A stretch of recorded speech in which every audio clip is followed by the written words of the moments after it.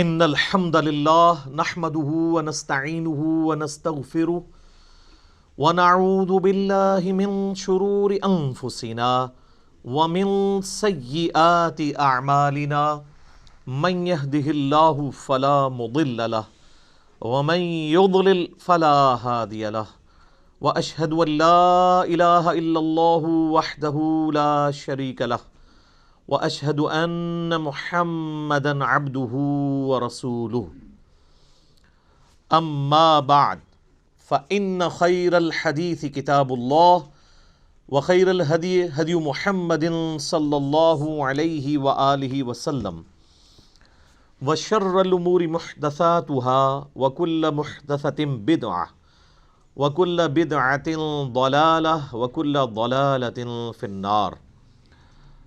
اعوذ باللہ السمیع العلیم من الشیطان الرجیم من ہمزہ ونفخہ ونفثہ بسم اللہ الرحمن الرحیم رب اشرح لی صدری ویسر لی امری واحلل عقدۃ من لسانی یفقہوا قولی. بسم اللہ الرحمن الرحیم ان اللہ وملائکتہ یصلون علی النبی یا ایہا الذین آمنوا صلوا علیہ وسلموا تسلیما. اللہم صل علی محمد وعلی آل محمد کما صلیت علی ابراہیم وعلی آل ابراہیم انک حمید مجید. اللہم بارک علی محمد وعلی آل محمد کما بارکت علی ابراہیم وعلی آل ابراہیم انک حمید مجید. اللہم ربنا آتنا فی الدنیا حسنة وفی الآخرة حسنة وقنا عذاب النار. ربنا آتنا من لدنک رحمة وہیئ لنا من امرنا رشدا. لا الہ الا انت سبحانک انی کنت من الظالمین. حسبنا اللہ ونعم الوکیل. یا حی یا قیوم برحمتک استغیث ولا حول ولا قوة الا باللہ العلی العظیم. آمین. الحمدللہ آج 15 دسمبر 2019 کو سنڈے کے دن قرآن کلاس نمبر 8 نمبر میں ہم اللہ کے فضل سے سورۃ البقرہ کا آغاز کرنے جا رہے ہیں. ہماری کلاس نمبر 7 پوری کی پوری سورۃ الفاتحہ کے اوپر تھی، چونکہ وہ قرآن حکیم کا مقدمہ ہے اور قرآن کی چند صورتوں میں سے ہے ایسی صورت جو مکمل طور پر یکمشت نازل ہوئی. سورۃ الفاتحہ جو ہے وہ نزول کے اعتبار سے تو مکی صورت ہے، لیکن پورے قرآن کا مقدمہ ہے. قرآن حکیم میں اب جتنے بھی مضامین آئیں گے ان سب کی جڑ سورۃ الفاتحہ کے اندر آ چکی ہے. سورۃ الفاتحہ کے کنزیکٹو بعد اللہ تعالیٰ نے سورۃ البقرہ کو مصحف کی ترتیب میں رکھا ہے. اگرچہ یہ ترتیب نزولی کے اعتبار سے مدنی صورت ہے، لیکن مصحف کی ترتیب میں یہ اگر سورۃ الفاتحہ کو قرآن کا مقدمہ مانا جائے تو پہلی صورت قرآن پاک کی سورۃ البقرہ ہے. اپنے حجم کے اعتبار سے سب سے بڑی صورت ہے قرآن حکیم کی، اور مضامین کی گہرائی کے اعتبار سے بھی اگر کوئی شخص سورۃ البقرہ مکمل کور کر لے تو اسے آلموسٹ پوری کے پورے قرآن پاک کی ڈاکٹرن کلیئر ہو جائے گی. اور ظاہر ہے یہ آلموسٹ 2.5 پاروں پہ پھیلی ہوئی صورت ہے. آپ کو پتہ ہے کہ قرآن حکیم میں 2/3 قرآن جو ہے وہ مکی ہے اور 1/3 قرآن جو ہے وہ مدنی ہے. اس 1/3 قرآن میں سے بھی 2/3 حصہ وہ پہلے آلموسٹ 6.5 پارے ہیں جو 4 صورتیں ہیں مدنی. سورہ فاتحہ تو مکی ہے، وہ مقدمہ ہے. اس کے بعد سورہ البقرہ، سورہ آل عمران، سورۃ النساء اور سورۃ المائدہ، یہ کنزیکٹو 4 مدنی صورتیں ہیں اور یہ 6.5 پاروں کے اوپر پھیلی ہوئی ہیں. حالانکہ یہ ترتیب نزول کے اعتبار سے بعد کی صورتیں ہیں، بلکہ سورۃ المائدہ میں تو کچھ آیات ایسی ہیں جو بالکل اینڈ پہ نازل ہوئی ہیں. یہ 4 صورتیں نبی صلی اللہ علیہ وآلہ وسلم کی جو شریعت ہے اس کو آلموسٹ کور کرتی ہیں، پلس آپ علیہ السلام سے جو پہلے اگلی امتیں گزر چکی ہیں جیوز اور کرسچنز ان کے جو ایشوز تھے، انہوں نے جو غلطیاں کیں اور اس کی وجہ سے اللہ تعالیٰ کے عذاب کا کوڑا ان پر پڑا، اور الٹیمیٹلی اللہ تعالیٰ نے یہ ڈیسائیڈ کیا کہ اب نئی امت کھڑی کی جائے گی، اور وہ امتیں جو ہزاروں سال سے اللہ تعالیٰ کی طرف سے اس منصب پہ فائز تھی ان کو معزول کیا جائے گا، اور اسی کے سمبل کے طور پہ پھر تحویل قبلہ بھی ہوئی کہ اب امت بھی نئی کھڑی کی ہے تو اب قبلہ بھی یروشلم کی بجائے خانہ کعبہ ہوگا جو ابراہیمی قبلہ تھا۔ میرا اس پہ بھی ایک کلپ چڑھا ہوا ہے کہ خانہ کعبہ یہ قبلہ اول بھی خانہ کعبہ ہے اور قبلہ آخر بھی خانہ کعبہ ہے، بیت المقدس یا یروشلم یہ درمیانی قبلہ ہے، کچھ عرصے کے لیے بیچ میں رہا۔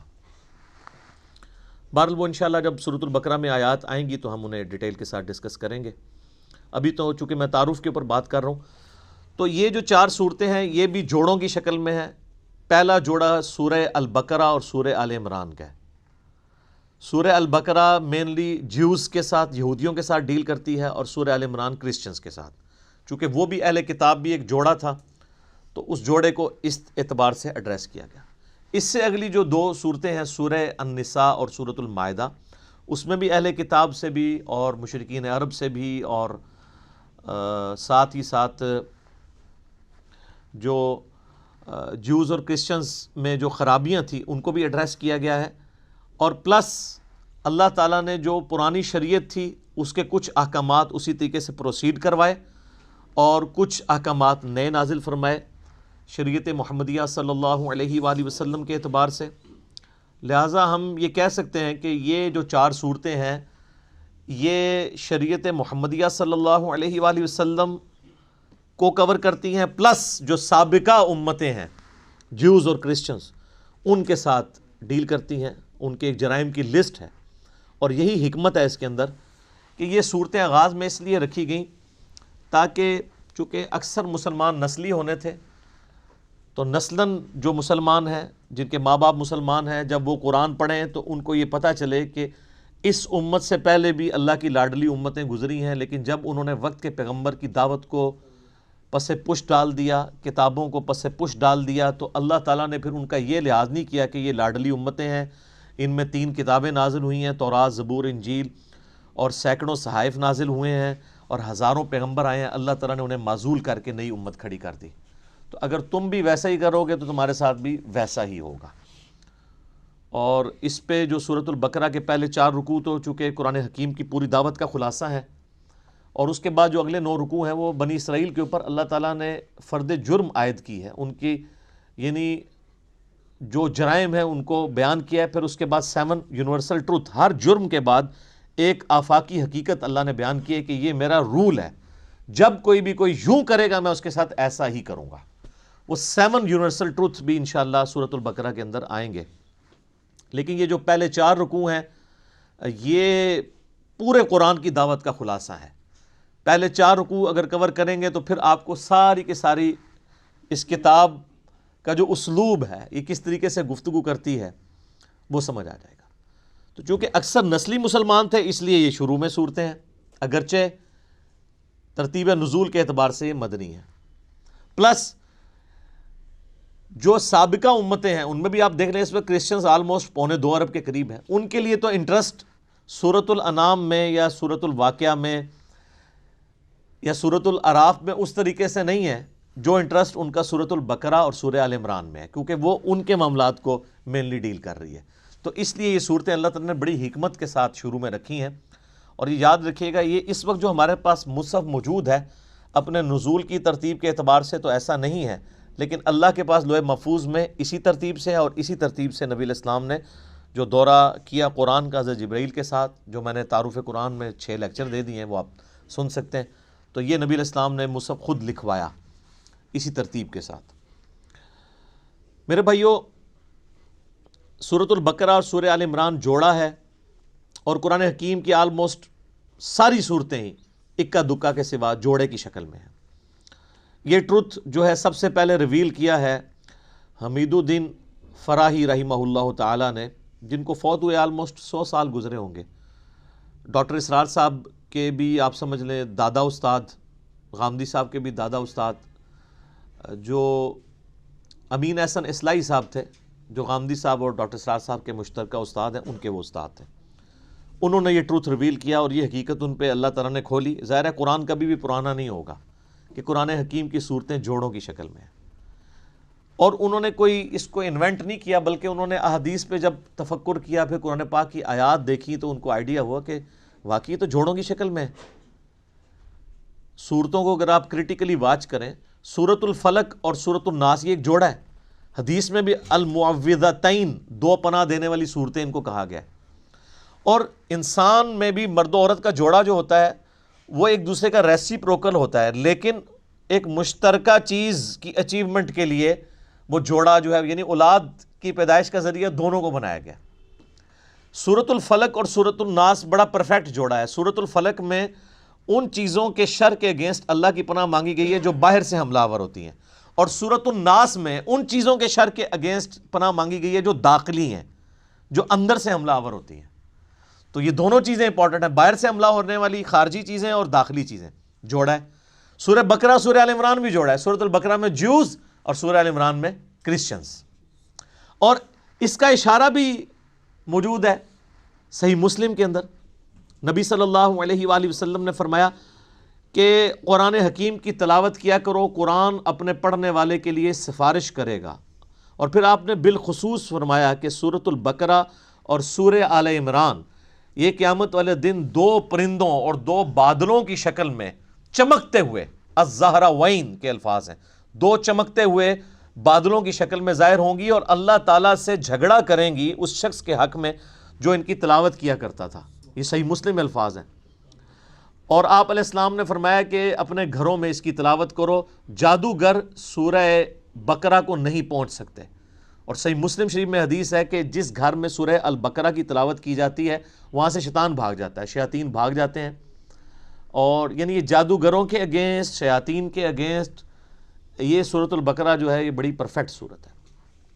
اس کے علاوہ بھی یعنی بخاری مسلم میں آپ کو اس کے کئی ایک فضائل مل جائیں گے. میں نے آلریڈی مسئلہ نمبر 112 ABC 3 لیکچرز جو ہیں وہ قرآن حکیم کی 12 صورتوں کے فضائل کے اوپر ریکارڈ کروا دیا ہے. جسے شوق ہو تو وہ ان لیکچرز کو دیکھ لے.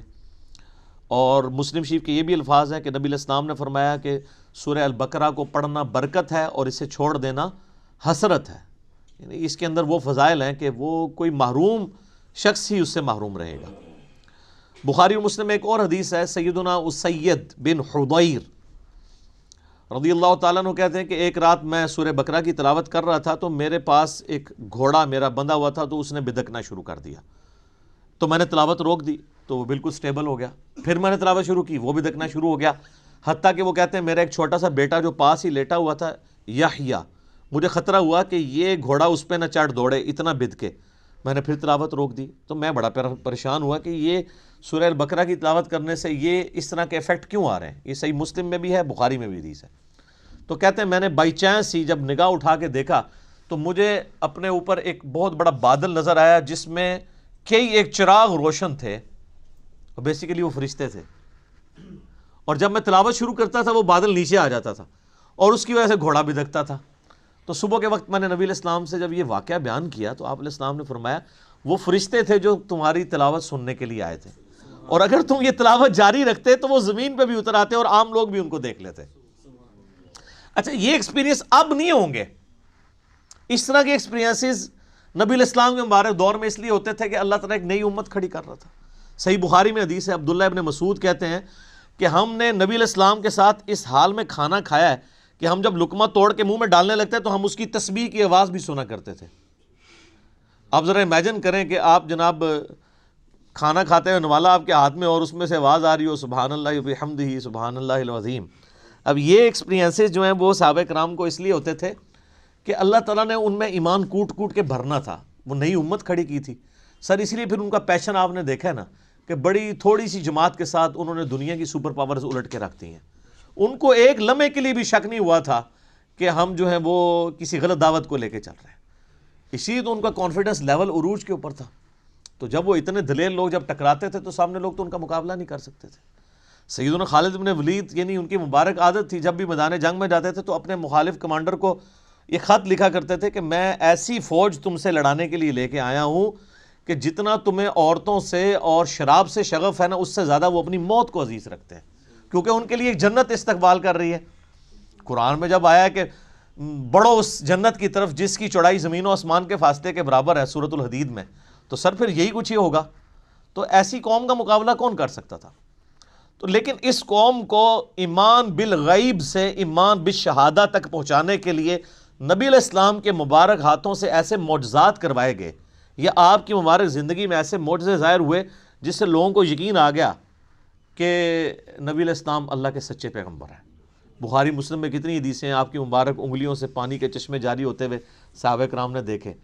اب اگر کوئی شخص پانی کے چشمے انگلیوں سے جاری ہوتے ہوئے دیکھ لے، اور ایک پیالے میں مبارک ہاتھ رکھنے سے، بخاری مسلم کے الفاظ ہیں، جابر بن عبداللہ کہتے ہیں کہ 1500 صحابہ نے وضو کیا، جانوروں کو پانی پلایا اور سٹور کر لیا، اور اللہ کی قسم وہ پانی اتنا تھا کہ ہم 1,00,000 بھی ہوتے نا تو پانی زیادہ تھا۔ اس وقت بہرحال ہم 1500 تھے۔ اب اس طرح کے بے شمار یعنی ایکسپیرینسز، میں نے اس کے اوپر پورا لیکچر دیا ہے، مسئلہ نمبر 131 ABCD، نبی علیہ السلام کے معجزات کے اوپر، اس کے بعد پھر کرامات، استدراج، علوین، یہ ساری چیزیں کیا ہیں، ان کو میں نے ڈسکس کیا۔ تو اس طرح کے ایکسپیرینسز اس وقت ہو جایا کرتے تھے۔ پھر صحیح مسلم کے اندر ایک حدیث ہے کہ قرآن حکیم کی جو آیت اعظم ہے، آپ علیہ السلام نے ابی ابن کعب سے پوچھا کہ بتاؤ قرآن کی سب سے عظمت والی آیت کون سی ہے؟ تو انہوں نے کہا اللہ لا الہ الا هو الحی القیوم۔ نبی علیہ السلام اتنے خوش ہوئے کہ آپ نے اپنا مبارک ہاتھ ان کے سینے پہ مارتے ہوئے کہا کہ ابو منذر، تمہارا علم مبارک ہو، یعنی بڑی آبزرویشن ہے تمہاری کہ تم نے قرآن حکیم کی سب سے عظیم ترین آیت کو، یعنی نبی علیہ السلام کے بتائے بغیر انہوں نے آبزرو کر لیا کہ یہ آیت ہے۔ پھر وہ بخاری میں، وہ بھی سورۃ البقرہ میں ہے، آیت الکرسی، آیت نمبر 255 ہے سورۃ البقرہ کی۔ پھر بخاری میں وہ بڑی لمبی حدیث ہے جو انسانی شکل میں آ کے شیطان جو ہے وہ مال جو تھا، مال غنیمت کہہ لیں، بیت المال کی جو حفاظت کے لیے حضرت ابو ہریرہ کو نبی علیہ السلام نے جو ہے وہ رکھا ہوا تھا، تو رات کے وقت وہ شیطان انسانی شکل میں آتا تھا۔ الٹیمیٹلی جب وہ پکڑا گیا تو اس نے پھر حضرت ابو ہریرہ کو ایک رشوت کے طور پہ آپ کہہ لیں، مدنی رشوت، الیاس قادری صاحب اس طرح کی چیزوں کو استعمال کرتے ہیں نا، تو ایک چھٹکارے کے لیے اس نے کہا میں تمہیں ایک وظیفہ بتاتا ہوں، مجھے چھوڑ دو تم۔ ان کا میں تو نبی علیہ السلام کے پاس پیش کروں گا تمہیں۔ ان کو نہیں پتا تھا یہ شیطان ہے، انسانی شکل میں آیا تھا، کیونکہ اس ٹائم علم غیب نہیں ہوتا تھا، یہ تو بزرگوں کو بعد میں پتہ چل جاتا ہے نا۔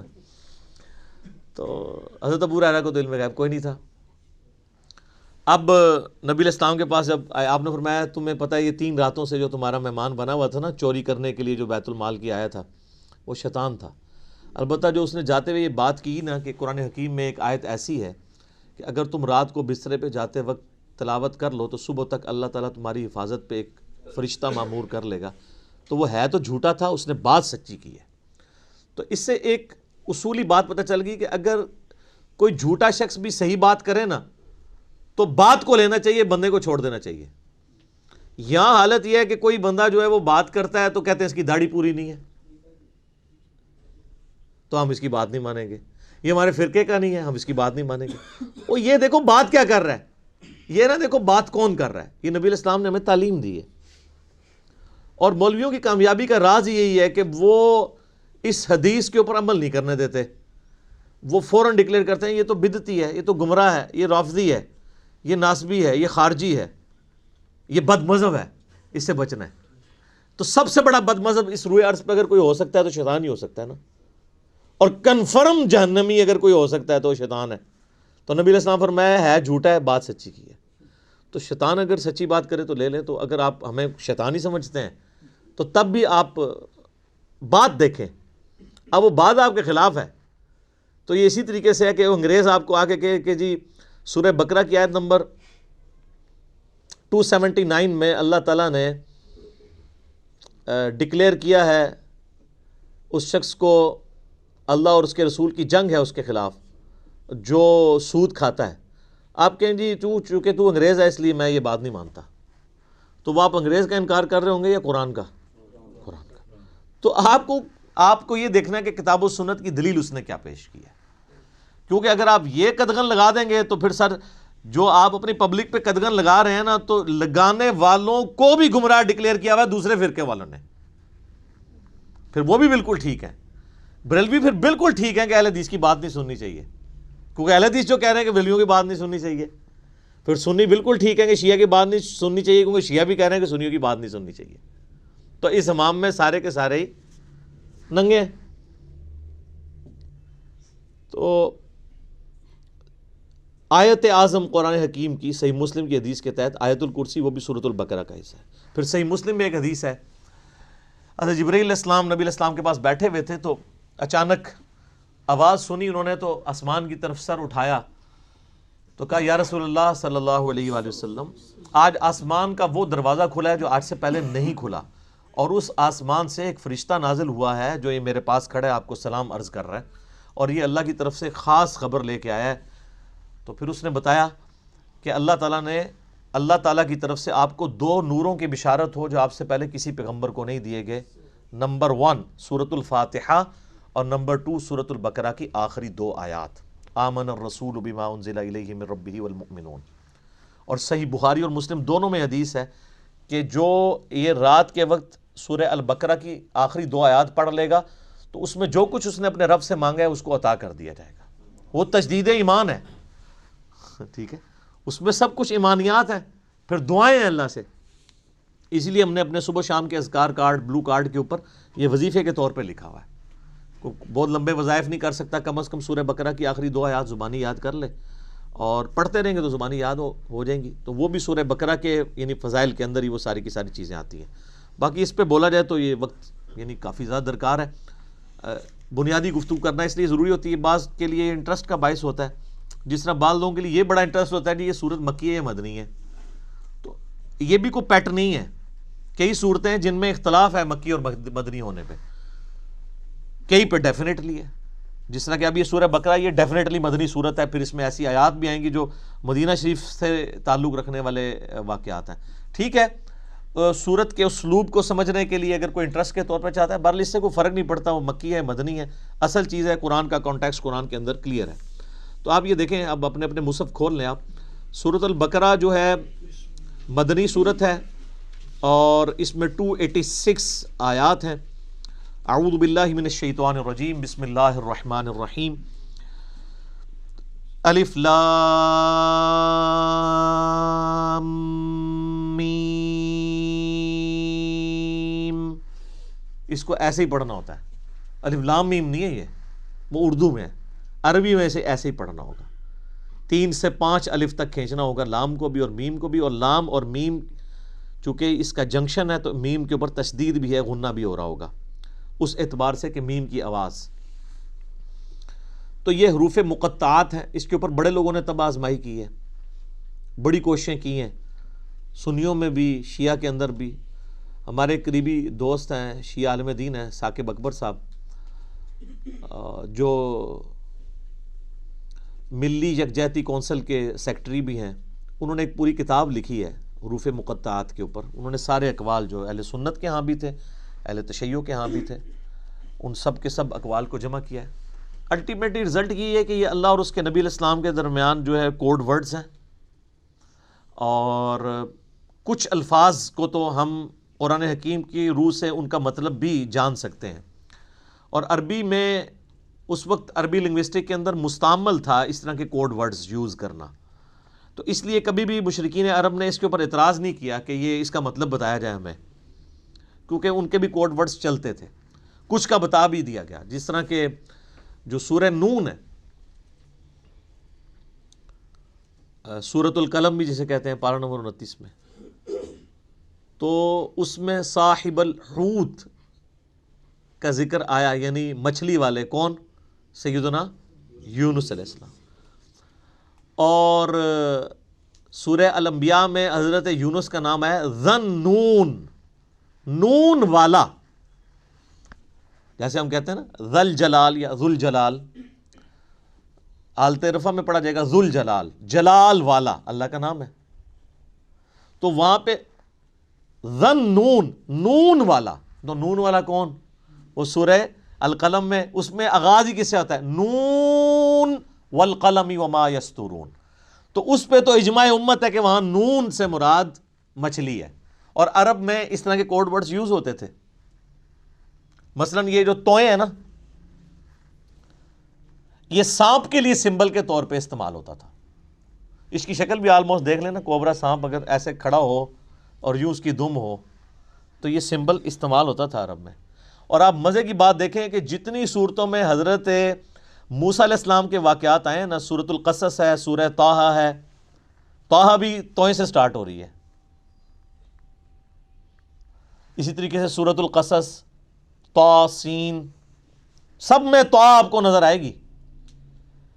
تو اس اعتبار سے کسی حد تک آئیڈیا، لیکن چونکہ یہ انٹرسٹ کی چیزیں ہیں، اس سے کوئی قرآن پاک کی تعلیمات میں فرق نہیں پڑتا. سورہ ال عمران کی آیت نمبر 7 ہے کہ محکمات ہیں اور متشابہات ہیں. محکمات جو ہیں وہ کتاب کی اصل ہیں، ان کے اوپر توجہ دو، اور جو متشابہات ہیں ان کا معاملہ چھوڑ دو، ان کے اوپر ایمان لے کے آؤ. بس اللہ کے حضور دعا کرتے ہیں اہل ایمان، ربنا لا تزغ قلوبنا بعد اذ ہدیتنا وہب لنا من لدنک رحمہ انک انت الوہاب. آمین. تو اسی طریقے سے یعنی بڑے بڑے لوگوں نے، یعنی اہل تشیع جو ہیں وہ ذاکرین، علماء نہیں یہ حرکت کرتے، ذاکرین الف لام میم سے آل محمد مراد لیتے ہیں. اور اسی طریقے سے بعض جو اہل علم ہیں شیعہ اور سنیوں کے ہاں، وہ کہتے ہیں الف جو ہے یہ اللہ کے لیے ہے، اور جو میم ہے یہ محمد کے لیے ہے، اور لام جو ہے وہ جبریل کی جو لام ہے نا اینڈ پہ. اور وہ کہتے ہیں یہ چیز یعنی اسٹیبلش تھی کہ جب کوئی کسی کی طرف خط لکھتا تھا نا، تو اس کے کوڈ ورڈ کے طور پہ جو لکھنے والا ہے اس کے نام کا بھی پہلا حرف لیا جاتا تھا، اور جس کی طرف لکھا جاتا ہے اس کے نام کا بھی پہلا حرف لیا جاتا تھا، اور جو بیچ میں میسنجر ہوتا تھا لے کے جانے والا اس کے نام کا آخری حرف ہوتا تھا. تو وہ بالکل فٹ ان بیٹھتا ہے. اللہ کا پہلا حرف الف، اور محمد کا پہلا حرف میم صلی اللہ علیہ وآلہ وسلم، اور جبرائیل کا آخری حرف لام. تو یہ بڑے لوگوں نے اس کے اوپر کام کیا ہے. ایون امام ابن تیمیہ نے بھی اس کے اوپر کافی تباہ آزمائی کی ہے، بڑے لوگوں نے کیا ہے.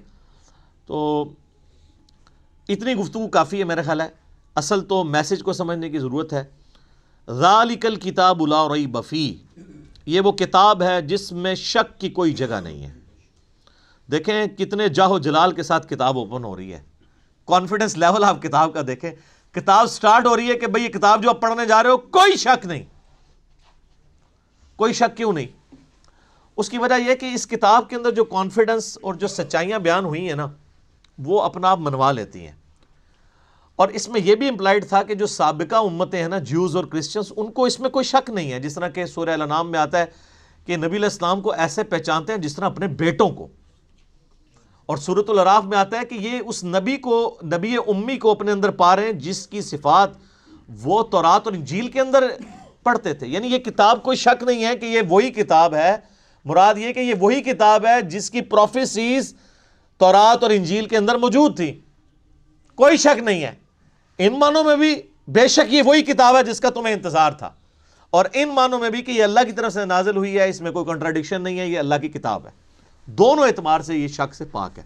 جو سورہ النساء کی آیت نمبر 82 میں بھی آگے چل کے آئے گا کہ اگر قرآن کسی اور کی طرف سے آتا اللہ کے سوا تو تم اس میں بڑا اختلاف کثیر پاتے. یعنی اس کی آیات آپس میں ٹکرا رہی ہوتی، ایک مضمون کچھ اور کہہ رہا ہوتا، دوسرا اس کے بالکل اپوزٹ. تو اتنی موٹی کتاب بغیر ٹکراؤ کے یہ اللہ کا کلام ہے. اور پھر اس کا جو کانفیڈنس لیول ہے نا، یہ کئی لوگوں کو بڑا اپیل کرتا ہے. یہ عبد الرحیم گرین جو ہے نا، مسلمان ہوئے ہیں نا، جو اس وقت انگلینڈ کے اندر بہت بڑے ایک مسلمان سکالر ہیں، وہ ایسا بندہ ہے کہ یعنی اس وقت جتنے لوگ مسلمان ہوئے ہیں نا بڑے ہائی ٹیر پہ لوگ، ان میں اس طرح کا بندہ کوئی نہیں ہے. یوسف ایسٹس اگر ہیں تو یوسف ایسٹس جو تھے امریکن یعنی پروٹیسٹنٹ ایک پریسٹ تھے، وہ مسلمان ہوئے ہیں. لیکن یہ جو عبد الرحیم گرین ہے نا، اس نے دنیا کے سارے مذاہب پریکٹیکلی پھرے ہیں. یہ 4 سال تک بدھسٹ بھی رہے ہیں، کرسچن بھی رہے ہیں، سارے مذاہب پھر کے اینڈ پہ یہ اسلام کی طرف آئے ہیں. آپ ان کی لائف سٹوری بھی انگلش میں رکھی ہوئی ہے جو انہوں نے سنائی ہے. تو وہ عبد الرحیم گرین کہتے ہیں کہ جب مجھے قرآن یعنی جب میں نے پڑھنا شروع کیا نا، تو میں یعنی قرآن پاک کے کانفیڈنس سے بڑا متاثر ہوا کہ یہ بڑے یعنی پیشن کے ساتھ بات کرتا ہے. نمبر 1. نمبر 2، وہ کہتا ہے قرآن میں اس طرح کا ربط نہیں ہے جو انسانی کتابوں میں ہوتا ہے، کیونکہ قرآن کا سٹائل خطبے کا ہے جو میں پہلے ایڈریس کر چکا ہوں. یہی بات اس نے جوشوا نے بھی کی، جس کا پچھلے دن ہم نے کلپ بھی چڑھایا تھا. How Bible led me to accept Islam. تو وہ بھی یہ کہتا ہے قرآن کا جو کانفیڈنس ہے نا کہ ایسا کرو تو کامیاب ہو, ایسا نہیں کرو گے تو یہ ہو جائے گا. آپ یقین کریں دنیا میں سخت سے سخت طبیعت والے بندے کی کوئی کتاب اٹھائیں نا, اس میں آپ کو وہ اعتماد اور وہ پیشن نظر نہیں آئے گا جو کتاب اللہ کے اندر آپ کو نظر آتا ہے. یہ خدا الہ مالک رب ہی اپنی مخلوق سے اس طریقے سے بات کر سکتا ہے. انسان جتنا مرضی بڑا ہو جائے وہ اس طریقے سے گفتگو کر ہی نہیں سکتا, چاہے بھی تو نہیں کر سکتا. یہ اس کتاب کے اندر زور ہے. لا ریب فیہ ھدی للمتقین. اگر فی ہی کو آپ آگے ملا لیں, لا ریب پہ آپ وقف کر لیں تو پھر یہ معنی بنے گا کوئی شک کی جگہ نہیں ہے. فی ہی ھدی للمتقین, اس میں ہدایت ہے پرہیزگاروں کے لیے. فی کو پیچھے کر لیں تب بھی معنی میں کوئی فرق نہیں پڑتا. ھدی للمتقین, یہ قرآن ہدایت ہے ان لوگوں کے لیے جو ڈر جائیں. یہ ترجمہ اصل ترجمہ ہے اس کا. وقار عربی میں کہتے ہیں نا بچنے کو. اچھا ہم جب کہتے ہیں نا قرآن میں ہدایت ہے پرہیزگاروں کے لیے, یہ ترجمہ کر رہے ہوتے ہیں.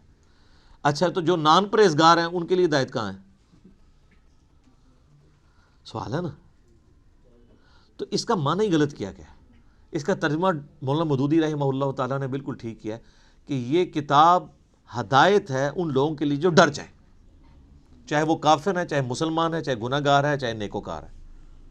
کئی نیکوکار ہے پرہیزگار ہیں لیکن ہر الٹا کام کر رہے ہیں کیونکہ وہ متقی نہیں ہے.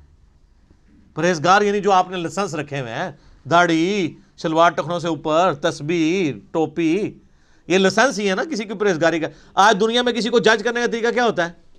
بڑا نیک ہے, وہ کیا دیکھ رہے ہوتے ہیں؟ یہی کچھ دیکھ رہے ہوتے ہیں, گیٹ اپ. حالانکہ تقویٰ تو ادھر ہوتا ہے, وہ تو اللہ کو پتہ ہے ریاکاری کے لیے کر رہا ہے, دکھلاوے کے لیے کر رہا ہے, کس لیے کر رہا ہے. بہرحال جو دنیا کے لائسنس ہیں ان میں جو پرہیزگار ہیں ان میں سے کئی لوگ ہیں جو متقی نہیں ہیں. تو ھدی للمتقین, یہ ہدایت ہے ان کے لیے جو ڈر جائیں. جو بھی ڈر جائے اس کو لیے قرآن کے اندر ہدایت ہے, اور جو نہ ڈرے اس کے لیے قرآن میں کوئی ہدایت نہیں. یہ بڑی خطرناک بات ہے. قرآن سٹارٹ اس سے لے رہا ہے کہ قرآن میں ہدایت اس کے لیے ہے جو ڈر جائے, اور جو نہیں ڈرے گا کوئی ہدایت نہیں.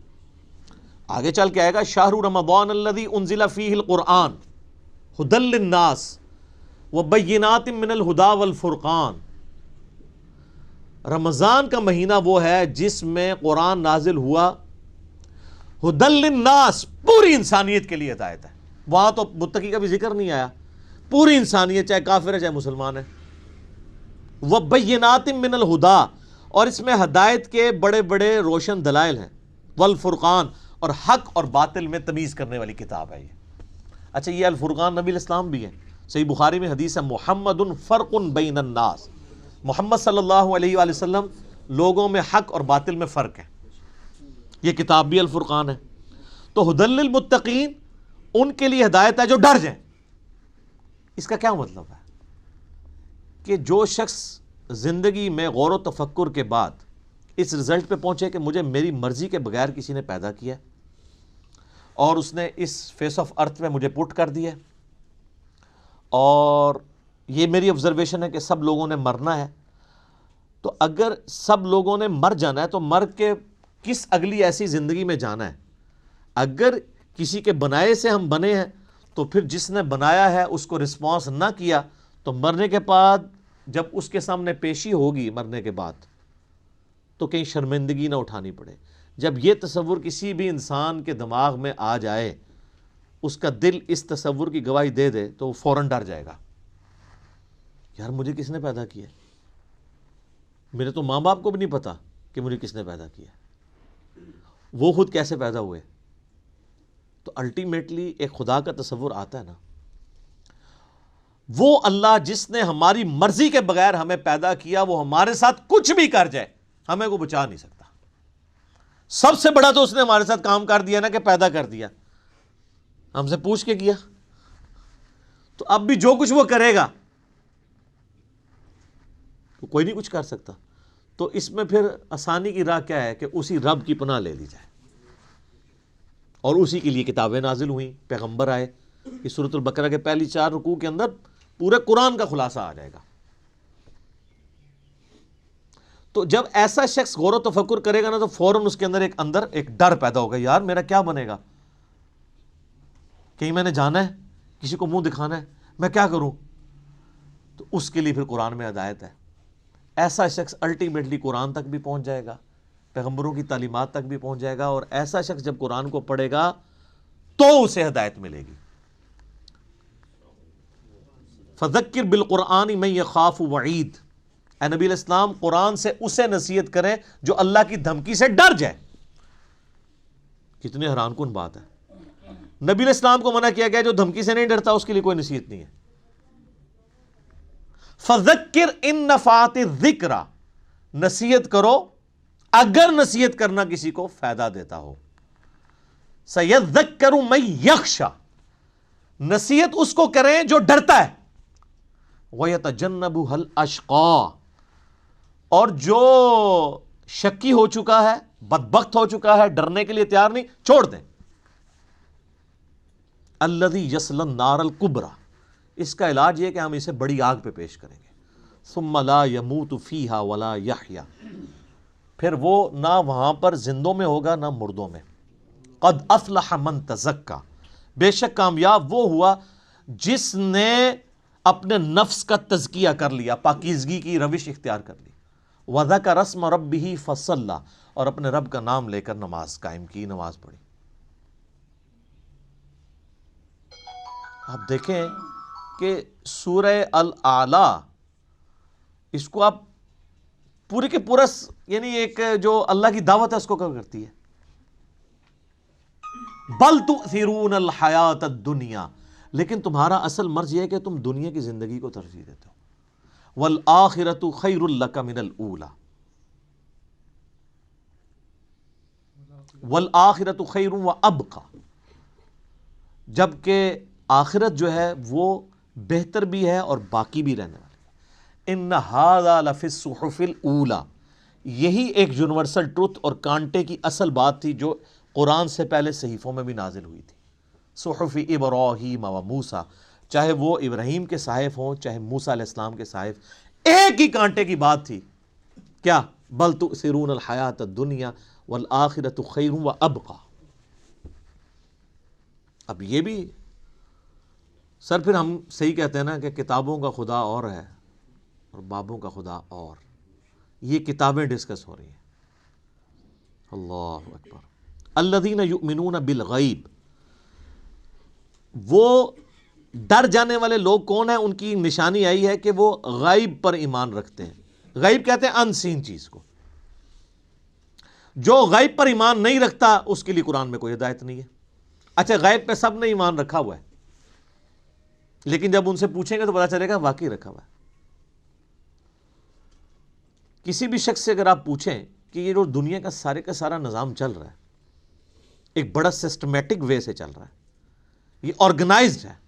اب تو جس طرح سائنس نے ترقی کی ہے، پہلے تو وہ زمانہ تھا لوگ کہتے تھے مٹی سے خود بخود ڈڈو بن کے نکل آتے ہیں. نہ اس وقت لوگوں کو ڈی این اے اسٹرکچر کا پتہ تھا نہ جینز کا. اب تو لوگ کہتے ہیں نا جی نہ جناب یہ تو پاسبل ہی نہیں ہے، زمین و آسمان کی ساری مخلوقات مل کے مٹی سے ڈڈو نہیں بنا سکتی، یہ بنانے سے بن رہا ہے، انڈے میں سے چوزا بنانے سے نکل رہا ہے. تو یہ اتنے آرگنائز چیز ہے. وہ کہتے ہیں نہیں جی کوئی ایک سپریم بینگ یا کوئی سپر نیچرل ایجنسی ہے جس نے ہر چیز کو ایک ٹریک کے اوپر چڑھایا ہوا ہے کہ ایک بیج بوتے ہیں 6 ارب گنا بڑا درخت بن جاتا ہے. اس بیج کے اندر جو زندگی ہے پھر اس کے اندر کس طریقے سے وہ پرفارم کرتا ہے، پتے پھر پھول نکلتے ہیں پھر پھل بنتا ہے، پانی کے ذریعے کیا کچھ ہو رہا ہے. یعنی ایک تو ایک ٹاپک ہے، اس پہ گھنٹوں بولا جا سکتا ہے. یہ ساری جو فزیکل فنامنا آف نیچر ہے، قانون قدرت ہیں، جب ان کو آبزرو کرتا ہے نا تو غیب پہ سارے ایمان رکھے ہیں کہ نہیں یار کوئی چلا رہا ہے. پوچھیں کدھر ہے؟ وہ کہتے ہیں ہمیں نظر نہیں آ رہا، لیکن وہ ایسا باطن ہے کہ اس سے زیادہ ظاہر کوئی نہیں ہے، اور ایسا ظاہر ہے کہ اس سے زیادہ باطن کوئی نہیں ہے. اللہ اپنی قدرتوں سے کتنا ظاہر ہے لیکن سب سے پوشیدہ ہے. تو یہ سب کچھ غیب کی طرف انسان کو لے جاتا ہے. تو وہ یقین کیے ہوئے ہیں ڈر جانے والے لوگ کہ یار کسی کے کرنے سے ہو رہا ہے. یہ جو ہارمنی ہے یونیورس کے اندر، سر اب جو کچھ ہمیں پتہ چل رہا ہے سائنس کی برکت سے، تو انسان پریشان ہو جاتا ہے کہ یہ نظام چل رہا کیسے ہے۔ میں آپ کو صرف یہ بتاتا ہوں کہ سائنٹسٹ کہتے ہیں کہ اس کائنات میں اتنا بیلنس ہے کہ اگر ایک بال پوائنٹ کو اس کی نوک پہ کھڑا کر دیا جائے، یہ پاسبل ہے کہ نوک پہ کھڑا ہو جائے؟ بہت ہی زیادہ کوئی سوفسٹیکیٹڈ بیلنس ہو تو یہ پاسبل ہے، اور یہ 1 ارب سال یوں کھڑی رہے، گرے نہ۔ اس سے زیادہ بیلنس جو ہے نا وہ اس کائنات میں ہے، اور یہ balance millions of fine tunings کے ساتھ چل رہا ہے۔ ایک ایک فائن ٹیون اگر خراب ہو جائے نظام نہیں چل سکتا۔ یعنی پانی کو اگر آپ دیکھیں تو پانی کی جتنی پراپرٹیز ہیں، کیمیکل پراپرٹیز، فزیکل پراپرٹیز، ہر ایک فائن ٹیون ہے۔ اس کی گریوٹی ڈسٹرب ہو جائے ختم۔ یہ فضا کے اندر جو آکسیجن اور نائٹروجن کی مقدار ہے، نائٹروجن زیادہ ہو جائے یا آکسیجن کم ہو جائے، کوئی زندہ رہ سکتا ہے؟ یہ بھی ایک فائن ٹیوننگ ہے۔ سورج کا زمین سے فاصلہ، یہ بھی فائن ٹیوننگ ہے۔ پھر سورج اور زمین کے درمیان جو اللہ تعالیٰ نے لیئرز رکھی ہیں، 99.99% ہارمفل ریز ہیں سورج کی، وہ نیچے آتی نہیں ہیں، راستے میں ریپیل ہو جاتی ہیں۔ کچھ اگر کراس بھی کرتی ہیں ارتھ میگنیٹک فیلڈ کی وجہ سے ریپیل ہو جاتی ہیں، اور صرف وہی آتی ہیں۔ سر سائنٹسٹ کہتے ہیں کہ یہ میریکل پلانٹ بنایا گیا ہے اس لیے کہ یہاں پہ زمین پہ انسانیت کو آباد کیا جائے۔ وہ کہتے ہیں یہ پلان کے بغیر ہو ہی نہیں سکتا۔ اس کو لائف کے لیے، لائف ایگزسٹ کرنے کے لیے فیزیبل بنایا گیا ہے۔ وہ کہتے ہیں سپریم بی یا مدر نیچر، کوئی بھی نام دے دیں، الٹیمیٹلی غیب پہ سب کے سب لوگ ایمان رکھتے ہیں۔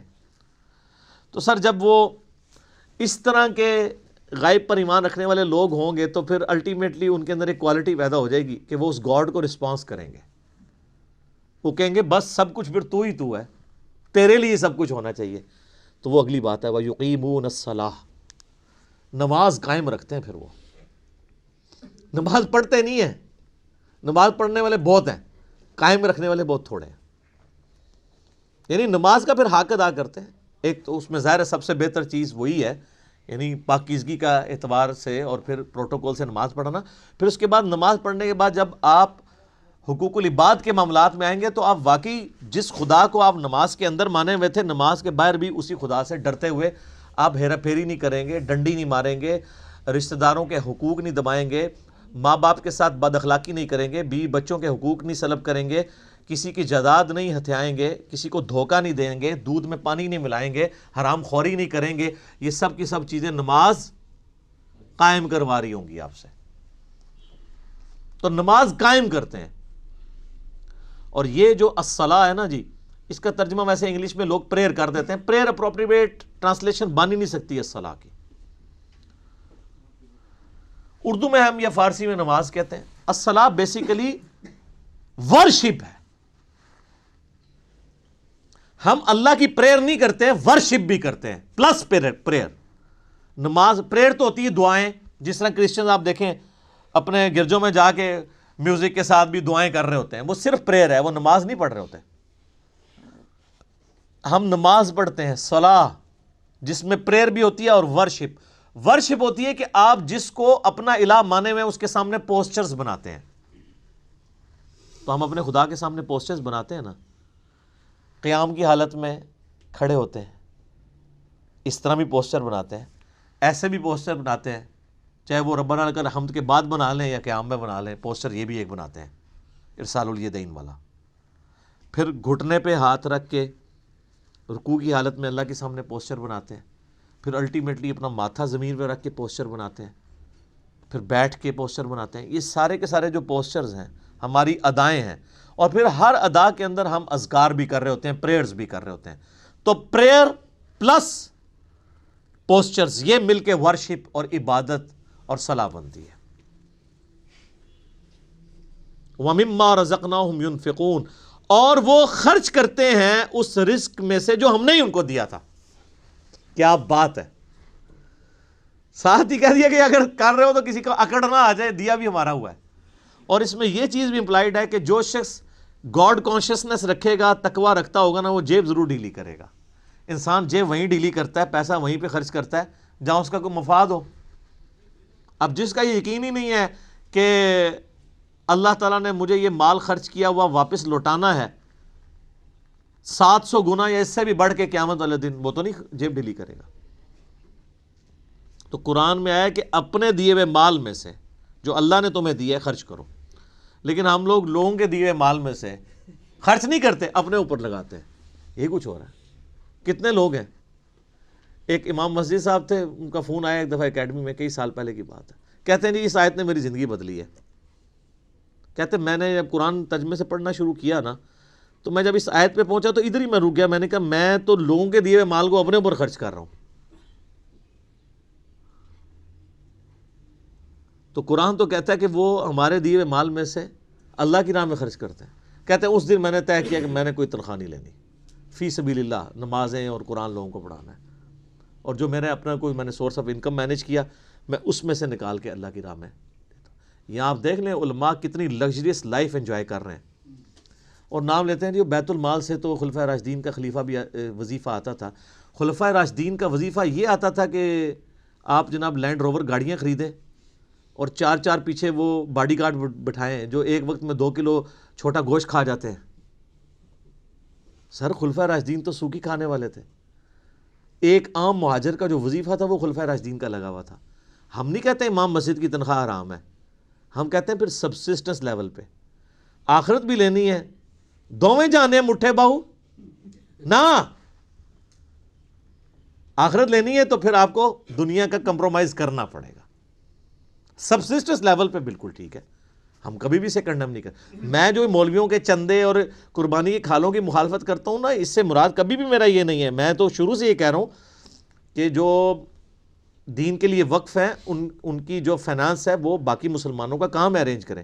میں اختلاف یہ کرتا ہوں کہ اس کے اوپر یہ جدادیں جو بنا رہے ہیں اور جو لگژریس لائف گزار رہے ہیں، اسلام آباد میں ہزاروں امام مسجد آپ کو ایسے مل جائیں گے، چلیں ہزاروں میں ایگزیجریشن ہو جائے گی، سینکڑوں، کہ جو سائیکل پہ آئے تھے آج انہوں نے ہونڈا سیوک رکھی ہوئی ہے، ساتھ ڈرائیور بھی رکھے ہوئے ہیں، ان کی کوئی فیکٹری نہیں ہے، کوئی دکان نہیں ہے۔ اللہ کا فضل ہے، اللہ کا فضل یہ ہے کہ ایک مسجد پہ وہ قبضہ کرتے ہیں۔ وہ آپ اسلام آباد میں تو یہ حالت ہے نا، ابھی اجاڑ زمین پڑی ہوئی ہوتی ہے، سی ڈی اے سے لوکیٹ کراتے ہیں کدھر مسجد بننی ہے، وہاں جا کے وہ ایک چھوٹا سا کمرہ ہو، ہمیں بھی ترس آ رہا ہوتا ہے یار کتنی مشکل ہے، اور نہ پائی بڑی بڑی انویسٹمنٹ کر رہے ہیں، دنیا دی کوئی انویسٹمنٹ دا مقابلہ نہیں کرتی۔ اجاڑ میں جا کے ایک چھوٹا سا کچا سا کمرہ بنا کے بیٹھ جاتے ہیں، ایک چھوٹا سا وضو خانہ ہوتا ہے، پرانے سے لوٹے، ایک باتھ روم، وہ بھی ٹین کا بنا ہوا، لیکن سر 5-6 سال جب گزرتے ہیں وہاں پہ ایک عالی شان مسجد ہوتی ہے اور ایک بہت بہترین قسم کی رہائش ہوتی ہے، جو اگر اسلام آباد میں آپ کو لینی پڑ جائے تو 40-50 ہزار روپیہ اس رہائش کا کرایہ ہوگا، وہ اس مولوی صاحب کی فری ہوتی ہے، اور ایون اس کے اندر جو بل آ رہے ہیں وہ بھی مسجد انتظامیہ دے رہی ہوتی ہے۔ لاکھ روپے کا ایک ایوریج پیکیج وہ لے رہا ہوتا ہے، تنخواہ جو ہے وہ تو ویسے ہی ہوتی ہے نا چونگا۔ اور اس کے علاوہ جو جمعے کی نماز کے بعد جو لوگ ویسے وہ مٹھی میں رکھ کے چلے جاتے ہیں وہ اولادہ سے، ٹھیک ہے نا۔ تو یعنی ایک پورا ایک سسٹم ہے جو اس کے اوپر چل رہا ہے، تو ہم کہتے ہیں سبسسٹنس لیول کے اوپر لائف گزاریں۔ پھر آپ نام لیں خلفائے راشدین کا، لیکن اچھا آپ کو واقعات تو سنائیں گے کہ حضرت عمر سے پوچھ لیا جی وہ کرتا کیسے سلوایا آپ نے، تو یہ جو واقعہ سنا رہے ہیں اسی سے وہاں کھڑے ہو کے نا سر آپ نے یہ گاڑی کہاں سے لی ہے، تو اس کے وہ دہشت گرد قسم کے مریدین آپ کو پکڑ لیں گے کہ آپ کو تمیز نہیں بات کرنے کی، یعنی اس کا مطلب ہے یہ سیدنا عمر سے بھی بڑا اپنے آپ کو سمجھتے ہیں۔ دیکھیں نا، تو پھر ہمیں واقعات کیوں سناتے ہیں آپ اگر خود آپ عمل نہیں کرتے؟ تو اللہ کے دیے ہوئے مال میں سے اس کی راہ میں خرچ کرتے ہیں۔ بخاری مسلم میں حدیث ہے، انسان کہتا ہے میرا مال میرا مال میرا مال، اور تیرا مال تو نبی علیہ السلام فرمایا وہ ہے جو تو نے کھا لیا یا پہن کے بوسیدہ کر لیا یا اللہ کی راہ میں خرچ کر کے قیامت والے دن کے لیے سٹور کر لیا اللہ کے ڈیوائن بینک میں، باقی تو تیرے ورثہ کا مال ہے۔ بخاری اور مسلم دونوں میں حدیث ہے کہ انسان کے 3 دوست ہیں، ایک ہی قبر میں ساتھ جاتا ہے، وہ اس کے اعمال ہیں، باقی اس کا مال اور اس کے رشتہ دار وہ باہر ہی رہ جاتا ہے۔ تو جس نے ساتھ جانا ہے اس کے ساتھ پھر پکی یاری لگانی چاہیے نا۔ اللہ اکبر۔ نبی علیہ السلام کی حدیث ہے بخاری اور مسلم میں، نبی علیہ السلام نے فرمایا اے اللہ محمد اور آل محمد کو بس اتنا ہی رزق دینا کہ ان کی روح اور جسم کا رشتہ برقرار رہے۔ کیوں؟ آپ علیہ السلام زیادہ مال کو اوائڈ کرتے تھے، آپ کی فقر کی زندگی تھی، اور یہ فقر اڈاپٹڈ تھا۔ اما عائشہ کہتی ہیں خیبر کے بعد تو وسعت ہو گئی تھی، لیکن حضور کی وفات تک ہماری حالت ہے، بخاری مسلم دونوں میں حدیث ہے، بعض اوقات 1 مہینہ، بعض اوقات 2، بعض اوقات 3 مہینے بھی ہمارے گھر میں چولہا نہیں جلتا تھا، 2 کالی چیزوں، کھجور اور پانی پہ گزارا ہوتا تھا، اور کھجور بھی کوئی پیٹیاں یا ٹوکرے نہیں، 2 کھجوریں صبح اور 2 شام کو بس، اور 1 میٹھا پانی کا پیالہ صبح اور 1 شام کو، یہ ٹوٹل رزق تھا۔ میٹھا پانی اس وقت ایک ایشو تھا، دور سے بھر کے لانا پڑتا تھا۔ اور اس میں مجھے بتائیں، حضور کی بیویاں حضور سے شکایت نہ کرتی تو کیا کرتی؟ لیکن جب شکایت کی، سورۃ العذاب میں اللہ تعالیٰ نے ڈانٹ پلائی، ایسی ڈانٹ پلائی کہ یہاں تک کہا کہ اے نبی ان کو کہو کہ میں تمہیں مال دے کے چھوڑ دیتا ہوں۔ ہائے ہائے ہائے! اور حضور آئے ہیں، بخاری مسلم کے الفاظ ہیں، کہ عائشہ جاؤ اپنے باپ سے مشورہ کرنا ہے کر لو، اللہ نے تو مجھے کہہ دیا اگر تم اس طرح ہی فقر کی زندگی گزارنا چاہتی ہو میرے ساتھ رہو، تو ادروائز میں تمہیں چھوڑ دیتا ہوں مال دے کے۔ انہوں نے کہا میں اللہ، اس کا رسول اور آخرت کو چاہتی ہوں۔ وہ قرآن میں یہ آیا تھا، اگر تم اللہ، اس کے رسول اور آخرت کو چاہتی ہو تو پھر اسی طریقے سے نبی کے ساتھ گزارا کرو۔ تو آپ کی بیویاں اگر آپ کے ساتھ غصہ کھائیں نا تو صبر کیا کریں۔ نبی کی بیویاں، نبی کی تربیت یافتہ بیویاں، ان کے ساتھ اگر یہ معاملہ ہو سکتا ہے تو ہماری بیویاں تو پھر ان سے بہت دور ہیں۔ تو یہ فقر کی زندگی نبی علیہ السلام کی اسی لیے اڈاپٹڈ تھی۔ والذین یؤمنون بما انزل الیک، اے نبی علیہ السلام وہ لوگ ہیں جو ایمان لاتے ہیں اس پر جو آپ کی طرف نازل ہوا، وما انزل من قبلک، اور اس پر بھی جو آپ سے پہلے نازل ہوا۔ اچھا، ادھر یہ نہیں آیا کہ اور اس پر بھی جو آپ کے بعد نازل ہوگا، اس کا مطلب ہے کہ نبوت ختم ہو چکی ہے۔ وَبِالْآخِرَةِ هُمْ يُوقِنُونَ، اور آخرت کی زندگی کے اوپر وہ یقین رکھتے ہیں۔ سر دیکھیں، کتابوں پر ایمان لاتے ہیں اور آخرت پر کیوں؟ آخرت پہ ایمان لانا کافی نہیں ہے، یقین ہونا ضروری ہے۔ یقین نہیں ہوگا آپ کا قبلہ درست نہیں ہوگا۔ یقین کو آپ اسی طریقے سے سمجھ لیں کہ اگر آپ کو کہیں نا کہ یار استری، گرم استری کو اگر ہاتھ لگ جائے نا تو ہاتھ جل جاتا ہے، اور کسی کا جلا ہوا ہاتھ دکھا بھی دیا جائے تو صرف ایمان ہی ہوگا یہ آپ کا، کیونکہ آپ نے خود جلتے ہوئے نہیں دیکھا۔ یقین کے لیے آپ کو استری کے اوپر ہاتھ رکھنا پڑے گا، گرم استری پہ، اس کے بعد جو آپ کو یقین آئے گا تو آپ ٹھنڈی استری کو بھی ہاتھ نہیں لگائیں گے، چیک کریں گے نا۔ تو یہ ہے یقین، آخرت کا یقین انسان کا قبلہ درست کرتا ہے، ایمان والا معاملہ۔ اچھا، قادیانی اس کے اندر بھی جو ہے وہ 2 نمبری کرتے ہیں۔ وہ بالآخرۃ ہم یوقنون میں وہ کہتے ہیں کہ یہ جو آخرہ اس سے مراد ہے جو اس کے بعد نازل ہوا، حالانکہ وہ قرآن کے اسلوب میں بیٹھتا ہی نہیں ہے۔ ویسے کوئی بےایمانی کرنا شروع کر دے علیحدہ بات ہے، وہ تو قرآن اپنے اسلوب میں بالکل کلیئر ہے۔ اب اس میں دیکھ لیں آپ، عقیدہ توحید بھی کلیئر ہے، عقیدہ رسالت بھی کلیئر ہے، کیونکہ آیا کہ ایمان لاتے ہیں جو تم پہ نازل ہوا، اور عقیدہ آخرت بھی۔ جو بنیادی اسلام کے 3 عقائد ہیں وہ سورہ بقرہ کے، میں نے کہا تھا پہلے 4 رکوع جو ہیں نا وہ قرآن کی دعوت کا خلاصہ ہیں، آلموسٹ 40 کے قریب آیات، لیکن پہلی 4 آیات کے اندر ہی کتنی مضامین کی گہرائی موجود ہے۔ تو آپ سے پہلے یعنی تورات اور انجیل اور باقی صاحب یعنی اولڈ ٹیسٹمنٹ، نیو ٹیسٹمنٹ، اس میں بھی ایمان لاتے ہیں، اور آپ پہ جو نازل ہوا۔ ظاہر ہے کہ جوز اور کرسچنز کو چونکہ یہ پتہ تھا کہ اللہ کی کتاب ہے، پروفیسیز موجود تھیں۔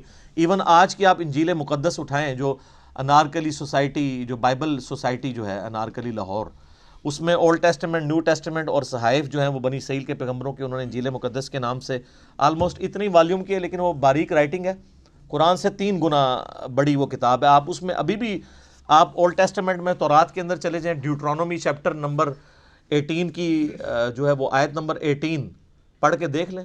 اے موسیٰ علیہ السلام، میں تیرے ان کے یعنی امتیوں کے بھائیوں میں سے تیری مانند ایک رسول اٹھاؤں گا، تو وہ یعنی بنو اسرائیل میں سے نہیں بلکہ بنو اسماعیل میں سے۔ میں قرآن کے تعارف میں اس کے اوپر چونکہ بول چکا ہوں، آپ دیکھیں۔ اسی طریقے سے گاسپل آف جان جو ہے نیو ٹیسٹمنٹ میں، اس میں چیپٹر نمبر 15 سے لے کے 18-19 تک آپ کو نبی علیہ السلام کے علاوہ کے حوالے سے پروفیسیز ملیں گی حضرت عیسیٰ علیہ السلام کی، کہ جی مجھے تم سے ابھی بہت کچھ کہنا ہے لیکن تم اس کے متحمل نہیں ہو۔ جب وہ دنیا میں ہستی تشریف لائیں گی، میں تمہارے آسمانی جو باپ ہے یعنی خدا سے یہ بات کروں گا کہ وہ ہستی تم میں آئے اور وہ تمہیں وہ چیزیں سکھائیں گی، جس کے ابھی تم متحمل نہیں ہو، وہ اللہ تعالیٰ ان کے منہ میں اپنا کلام ڈالے گا. وہ اپنی خواہش نفس سے کچھ نہیں کہیں گی، وہ وہی کہیں گی جو اللہ ان کو وہی کرے گا. وہی جو ہم کہتے ہیں نا وَمَا يَنطِقُ عَنِ الْهَوَىٰ إِنْ هُوَ إِلَّا وَحْيٌ يُوحَىٰ. تو نبی علیہ السلام، اور اس میں الفاظ ہیں کہ وہ دنیا میں میرا نام روشن کریں گی. حضرت عیسیٰ علیہ السلام کا نام پھر دیکھیں کیسا روشن ہوا ہے. ان کے اوپر جو جیوز نے تہمتیں لگائی تھیں وہ اس کتاب نے دور کی، اور کرسچنز نے جو ان کے نام پہ شرک کھڑا کیا تھا اس کو بھی دور کیا. تو حضرت عیسیٰ ابن مریم علیہ السلام، اللہ تعالیٰ نے اس قرآن کے ذریعے ان کا نام دنیا میں روشن کیا. اسی لیے آپ دیکھیں اس وقت جو سب سے زیادہ نان مسلم ہو رہے ہیں نا وہ کرسچنز ہیں، کیونکہ مسلمز ہی اونلی بلیورز ہیں on the face of earth, Christians کے علاوہ جو حضرت عیسیٰ کو پیغمبر مانتے ہیں. یہودی تو ان کو دجال کہتے ہیں نعوذ باللہ، اور وہ ایک مسیح کے انتظار میں ہے جو آ کے جا چکا ہے. اب جب دجال آئے گا اس کو وہ مسیح مان لیں گے، حالانکہ جو ان کی کتابوں میں مسیح تھا وہ عیسیٰ ابن مریم تھے جن کو انہوں نے انکار کر دیا. اور کرسچنز نے ان کے بارے میں ڈیوینٹی کلیم کر دی، کسی نے خدا کا بیٹا کہہ دیا اور کسی نے کہہ دیا یہ خود ہی خدا ہیں.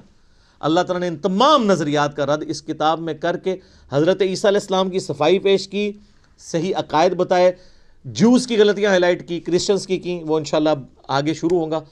اب آگے جو ہے وہ انسانیت میں جو 3 گروہ ہیں ان کا ذکر آئے گا، کہ یہ تو ایمان والے جو گروہ ہیں ان کے بارے میں، بلکہ ایک آیت اس کے ساتھ آپ اگر جوڑ ہی لیں تاکہ یہ مضمون مکمل ہو جائے. اگلی آیت جو ہے نا اولئک علی ھدی من ربہم واولئک ھم المفلحون، ایسے ہی لوگ اپنے رب کی طرف سے ہدایت پہ ہیں اور ایسے ہی لوگ کامیاب ہونے والے ہیں.